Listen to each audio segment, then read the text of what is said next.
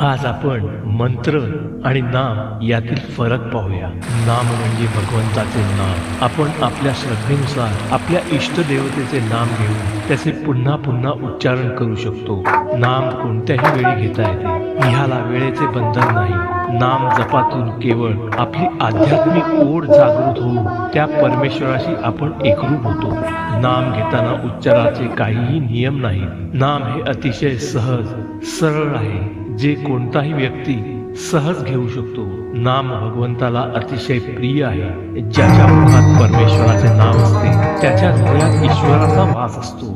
मंत्र मंत्र म्हणजे काही विशिष्ट अक्षरांची शब्दांची वैदिक जुळवणी करून थोर ऋषीमुनींच्या कृपेने मिळालेले एक वरदान आहे।